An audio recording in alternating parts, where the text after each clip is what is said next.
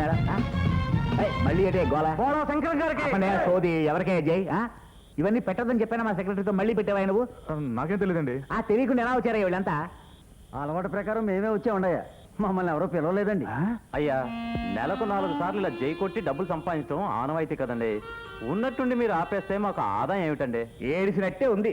మీ అందరి ఆదాయం కోసం ఇలా నేను మిమ్మల్ని పిలిపించి తద్దిని పెట్టించుకోవాలా? మీ గోలంతా పేపర్లకు ఎక్కి ఇన్కమ్ ట్యాక్స్ వాళ్ళు వచ్చి పట్టుకున్నారు కూడా. ఇగో నాకే జేజేలు వద్దు, ముందు మీరు ఎక్కడి నుంచి వెళ్ళండి. ఇంకెప్పుడు నేను రమ్మన్నా రాకండి. పోండి పోండి పోండి పోండి పోండి పోండి. కనీసం మాలైనా నాకే వద్దు నాయనోయ్, పోండి. వెళ్ళారా సెక్రటరీ? రక్షించారయ్యా నాయన. అమ్మో మీరా? మీకే వచ్చిందయ్యా? పెద్ద అవసరం వచ్చిందండి. పేపర్ ప్రమాదంలో ఉంది. మీతో ప్రారంభించిన స్కీమ్ పూర్తి కాకముందే పేపర్ మూతపడేట్టుంది. అది మీ పబ్లిసిటీకి భంగం అవుతుందని మీతో చెప్పి మీ సాయం పొందడానికి వచ్చామండి. పేపర్ మూతపడిపోతుందా? అమ్మయ్యా, గోల వదిలిపోతుందయ్యా. నాకే పబ్లిసిటీ వద్దు, జరిగింది చాలు. మీ స్కీమ్ వల్ల నా వ్యాపారాల్లో నాకు శత్రువులు ఎక్కువయ్యారయ్యా. నాకు సాయం చేస్తున్న అప్పలధర మంత్రి గారి మీద గూడు పుఠానీలు కూడా జరుగుతున్నాయి. శివాజీ కంపెనీ అశ్వత్ నా మీద శివాలు ఎత్తిపోతున్నాడు. ఈ చుట్టుపక్కల ఎక్కడా కనబడకుండా పారిపోండి మహాప్రభు. అది కాదు సార్, ఈ గండం గడిస్తే. మరి ఇంకేం మాట్లాడకండి మహాప్రభో. మీకు ఇచ్చిన 52,000 ప్యాకెట్లో ఓడిపోయారు అనుకుంటాను. మీరు నన్ను బతికించండి. వెళ్ళండి వెళ్ళండి. సెక్రటరీ తలుపేయవయ్యా.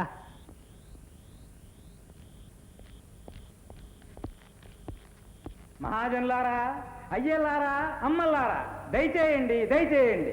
మన అభిమాన మంత్రి గారు అప్పలదొర గారికి నేడే ఘన సన్మానం. మంచి తరుణము మించిన దొరకదు. అందరూ నిశ్శబ్దం. అదిగో వచ్చేస్తోంది మంత్రి గారి కారు వచ్చేస్తోంది. మంత్రి గారు రాగానే వారికి సన్మానం ప్రారంభం అవుతుంది. అది పూర్తి కాగానే మంత్రి గారు మిమ్మల్ని ఉద్దేశించి 4 మాటలు మాట్లాడతారు. అంతవరకు అందరూ నిశ్శబ్దం. అప్పలదొర గారికి, అప్పలదొర గారికి, అప్పలదొర గారికి, అప్పలదొర గారికి దండలు, అప్పలదొర గారికి. తప్పండి తప్పండి తప్పండి తప్పండి.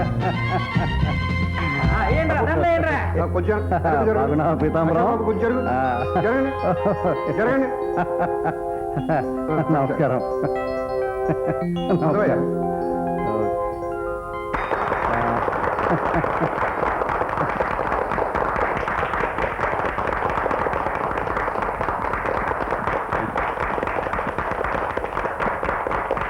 మహాజనులారా, అందరూ కాసేపు నిశ్శబ్దం.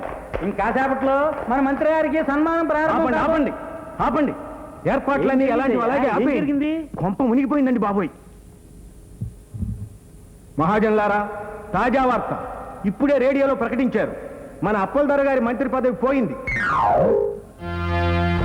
ముఖ్యమంత్రి గారు కొందరు మంత్రులను బర్తరఫ్ చేస్తూ ఆర్డర్ జారీ చేశారు. అందులో మొదటి పేరు మన అప్పలదొర గారిదే. కాబట్టి సన్మాన కార్యక్రమం ఇంతటితో ముగించడం అయింది.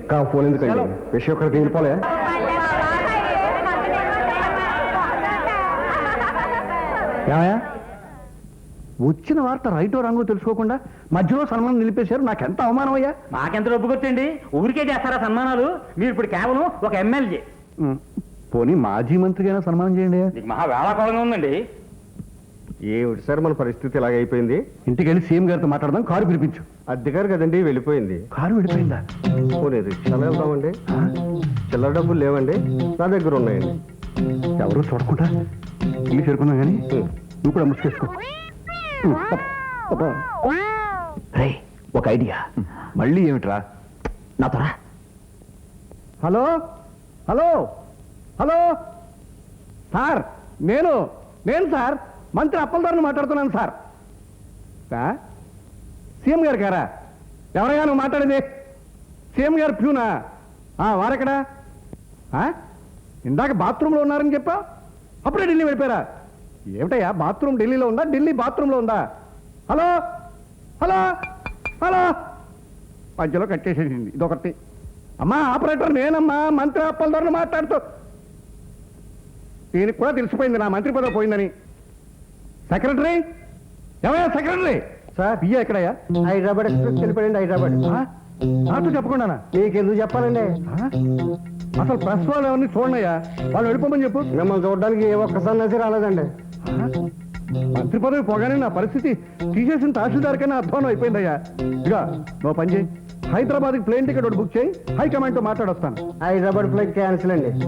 శక్తి పత్రిక నుండి వచ్చాం, అర్జెంటుగా మంత్రి గారిని చూడాలి. కుదరదండి, పత్రికల వాళ్ళంటే మండిపడుతున్నారు. పదవి పోయి ఆయన ఏడుస్తుంటే పత్రికలో రాస్తానంటారండి, అదేం కుదరదు, పోండి. అది కాదండి గూర్ఖా గారు, వారితో వేరే ముఖ్యమైన పనుంది. చేది అమ్ము, అలా చెప్పే వస్తారు. ఏడుస్తున్న ఫోటోలు, జుట్టు పీకున్న ఫోటోలు తీసి పత్రికల్లో వేస్తారు. ఇప్పుడు ఆయన చూడడానికి కుదరదు, పోండి పోండి. హాయ్ బాసు, ఏమిటి ఇలా వచ్చావు? నువ్వెలా వచ్చావు?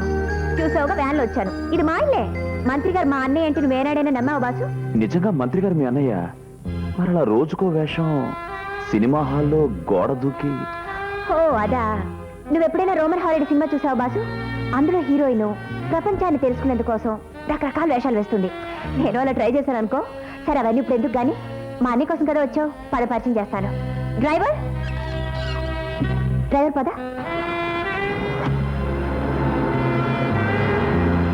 గో సలాం సరిక్కోటో.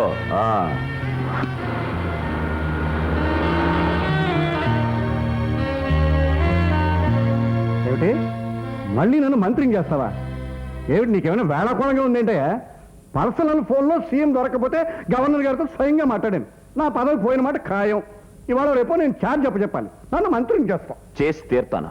30 రోజులు గడువివ్వండి, ఇంతకన్నా పెద్ద మంత్రిని చేస్తాను. కానీ మీరు ఊడిపోయిన మంత్రి పదవి కోసం ఎంత ఖర్చు పెట్టారో చెప్పండి. ఎంత? 40 లక్షలు కదా? నాకంత అక్కర్లేదు, 10 లక్షలు ఇవ్వండి. అది అడ్వాన్స్గా ఇవ్వండి. ఏమయ్యా, ఇతని పేరేంటన్నా? భగత్. ఏమయ్యా భగత్, మంత్రి పదవికి 10 లక్షలు చవకేనయ్యా. కానీ నేను గుడివాడి నుంచి చెవిలో పువ్వు పెట్టుకు రాలేదు. నిన్ను నమ్మి అంత డబ్బు ఇవ్వడానికి నీ మీద నాకు గ్యారంటీ ఏమిటి? మీరు ఊరికినే ఇవ్వద్దండి. మీరిచ్చే డబ్బుతో నా ప్రింటింగ్ ప్రెస్ విడిపించుకుని మీ దగ్గరే కుదవ పెడతాను, సరేనా? ప్రింటింగ్ ప్రెస్ నేనేం చేసుకోనయ్యా? మాజీ మంత్రులను పోస్టర్లు ప్రింట్ చేసుకోమంటావా? అసలు పోయిన మంత్రి పదవి ఎలా ఇప్పిస్తావయ్యా? పోయింది కాబట్టి ఇవ్వడం తేలిక. పత్రికల మహత్యం తెలియక మీరు ఇలా మాట్లాడుతున్నారు. నా ప్లాన్ అంతా వివరంగా చెప్తాను. నమ్మకం కుదిరితే 10 లక్షలు ఇస్తారా? 10 లక్షల?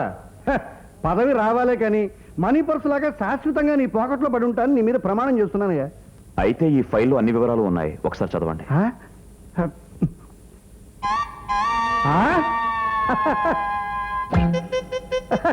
శభాష్.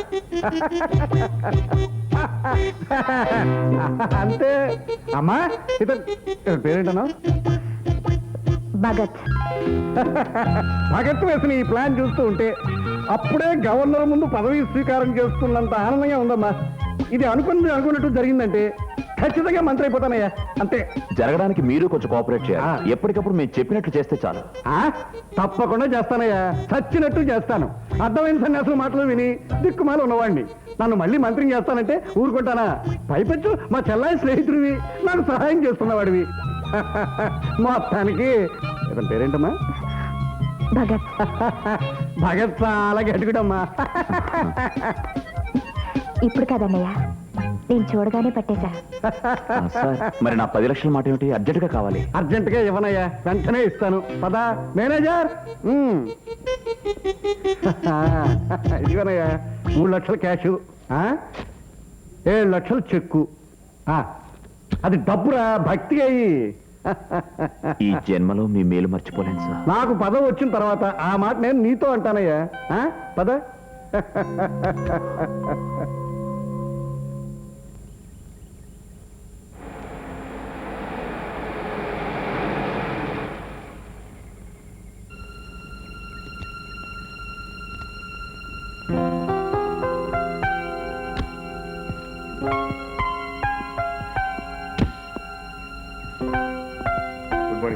Good morning sir. Good morning everybody. ఏ సార్, మీరు కూడా ఈ ప్రెస్ కొందామని వచ్చారా? అవును, నేనే ఈ ప్రెస్ కొనాలి, ఇంకెవ్వరూ కొనకూడదు. అదొక ఛాలెంజ్. అయ్యి బాబోయ్, అయితే మేమంతా ఆశ ఎదుర్కోవాల్సిందే. సార్, మీతో మేము పోటీ పడగలమా? Try your luck. అవును, ఇంకా ఆక్షన్ మొదలు పెట్టలేదే? టైం 10:30 అయింది. Sorry gentlemen, sorry for the delay. పర్వాలేదు, ఇకనైనా ప్రారంభించండి. సారీ సార్, అనుకున్న సమయానికి పార్టీ డబ్బు కట్టేసి రసీదు కూడా తీసుకున్నారు. యాక్షన్ నిలిపివేస్తున్నాం, క్షమించండి. వాట్? 10 లక్షలు కట్టేశారా? అవునండి, లేకపోతే ఆక్షన్ ఎందుకు ఆపుతాం? దయచేసి వెళ్ళండి please. Hello sir, how are you? Fine. అవును, ఒక్క రోజులో ఇంత మొత్తం ఎలా మేనేజ్ చేశారు? Is it clean money? More clean than yours. మాజీ మంత్రి అప్పలదొర గారు సహాయం చేశారు. ఓహో, I see. You will see more things. మీరు ఇంకా చాలా చూస్తారు. అంటే మీ స్వంత కారణాల వల్ల అప్పలదొర గారిని మీ పలుకుబడి ఉపయోగించి మంత్రి పదవి నుండి దింపేశారు. నెల తిరగకుండా తిరిగి మళ్ళీ ఆయన మంత్రి పదవిలో చూస్తారు. అది జరగని పని. That is impossible. I will make it possible. చేసి చూపిస్తాను. చూస్తాను. చూడండి మరి. ఇక్కడికి తీసుకొచ్చా? ఏం లేదు బాసు, నీతో పాట పాడుకుందామని. పాట? ఏం పాట? డ్యూయట్. కిందసారి ఇమాజినేషన్ తో సరిపెట్టుకున్నాను, ఇప్పుడు రియల్ గా పాడుకుందాం. నాకు ఇలాంటి నచ్చావు. మరి ఎప్పుడు ఈ ప్రస్తావన తేవద్దు. అసలు నేనంటే నీకు ఇష్టం లేదా? లేదు.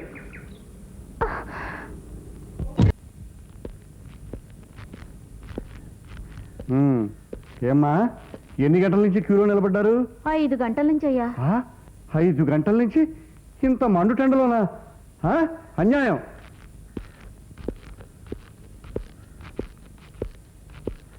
ఏమయ్యా, స్టాకు లేకపోతే అక్కడ బోర్డు ఎందుకు కట్టావు? అది మీకు అనవసరం. దుకాణం ఎందుకు తెరిచి పెట్టావని అడుగుతున్నాను. అది మీకు అనవసరం. మాజీ మంత్రి పోజు కొట్టకండి దయచేయండి. అవునయ్యా, అన్యాయాలతో రాజీ కాకపోతే మాజీలమే అవుతాం. ఇదంతా ఊళ్ళో వ్యాపారాలన్నీ గుత్తకు దత్తం చేసుకున్న ఆ అశ్వద్ధాడుతున్న నాటకం. ప్రజలారా, నన్ను నమ్మండి. లోపల స్టాక్ ఉంచుకునేదని లేదంటున్నాడు. మీరంతా దూసుకువెళ్ళండి. నేను ఎంత మాజీ మంత్రి అయినా ప్రజల మనిషిని. తలుపులు బద్దలు కొట్టుకు లోపలికి వెళ్ళండి. కావలసిన తలుపులు తెచ్చుకోండి. నువ్వు మీరు వెళ్ళండి.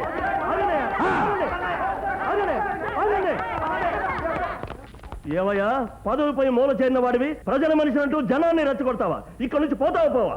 పోను. ప్రాణం పోయినా పోను. నా ప్రజలకి న్యాయం జరిగితేనే కానీ ఇక్కడి నుంచి పోకపోతే అనుభవించరా?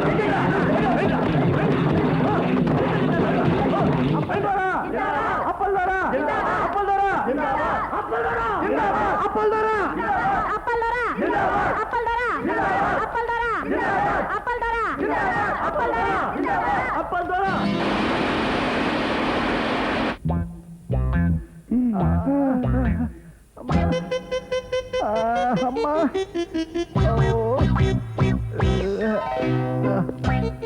ఎలా ఉంది సార్? అదిరిపోయిందయ్యా. ఇతను పేరేటమ్మా? భగత్. ఏమయ్యా భగత్తు, శాంపుల్కి ఒక పాట చొప్పున వెరక్కొట్టేశారు. వాళ్ళంతా నీ మనుషులేనా? ఆ దుకాణం కూడా నేను పెట్టించిందేనండి. సొంత ఖర్చుతో కొట్టించుకున్నాను, మరీ ఇంత సాగొట్టం ఏమిటయ్యా? అమ్మా, ఆ కాలు బానే ఉంది కదా సార్. సార్, ఈసారి నెమ్మదిగా కొట్టించమంటారా? మళ్ళీ ఉందా సీను? అమ్మా అమ్మా అమ్మా. ఇది ఇంకా మొదటి సీనే. ప్లానే మర్చిపోయారా? అమ్మో, నీ ప్లాన్ పూర్తి అయ్యేసరికి నా ప్రాణం పోయేటట్టుందయ్యా. ప్రజల కోసం ప్రాణాలు వదులుతానని మీరే కదా సార్ ఎన్నోసార్లు స్టేజ్ మీద అన్నారు. అప్పుడు బుద్ధి గడ్డి తినన్నానయ్యా. ప్లాన్ నెంబర్ 2, మీరు హాస్పిటల్ నుంచి డిశ్చార్జ్ అయ్యే ముందు రోజు రాత్రి మెంటల్ గా ప్రిపేర్ అయిపోండి. స్వామియే శరణం Ayyappa. No, this is a plan. మంత్రి మీద రాళ్లు రూపించడానికి నాకేం పని? ఇది భగత్ స్ట్రాటజీ. ఇలాంటి అత్యాచారాలన్నీ చేసి పేపర్లో వార్తలు వేసి ప్రజల్లో మంత్రికి సానుభూతి తెప్పించడానికి భగత్ ఆడుతున్న నాటకం. మనం కొంచెం జాగ్రత్తగా ఉండాలి. అలాగే సార్, అవసరమైతే పోలీసులు కూడా ఇన్ఫార్మ్ చేస్తాను. నో, ఇది తగిన సమయం కాదు. నేను చెప్తాను. సార్, మీకు రేపే డిశ్చార్జ్. రేపేనా? వీలేదు, 2 రోజులు ఉంటాను. ఎందుకనండి? Plan number 2. ప్లాన్ నెంబర్ 2 అంటే? అదేనమ్మా, నాకు కొంచెం మందంగా ఉంది, ట్రీట్మెంట్ తీసుకువెళ్తాను. దానికేమండి, దానికి మందులు రాస్తారు కానీ ఆ మాత్రం దానికి హాస్పిటల్ నాశనం చేయకండి.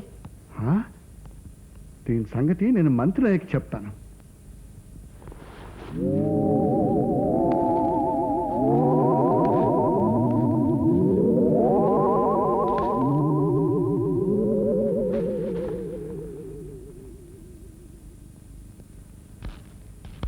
సార్, మీరా?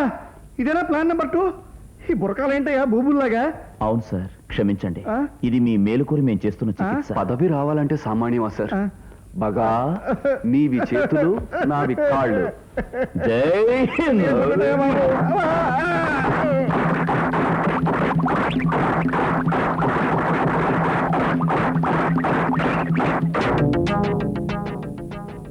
పెద్దలంటే ఎవరు? శివాజీ కంపెనీ అశ్వత్థకి మంత్రికి పడదంట కదా. అన్యాయం గురు, దెబ్బలు తిన్నవాడి మీద హత్యా ప్రయత్నం. ఇదంతా సీఎం మద్దతు బ్రదరు. అవునవును, అశ్వత్ వ్యాపారం కోసమే ఆ అప్పలధర మంత్రి పదవి నుండి తీసేశారు సీఎం. సీఎం తీసేవాడు ఎవడు లేడా? ఎందుకు లేరు? మనమే ఎంతమంది దించలేదు, ఎంతమంది పెంచలేదు. ఇది ప్రజాప్రభుత్వం గురు.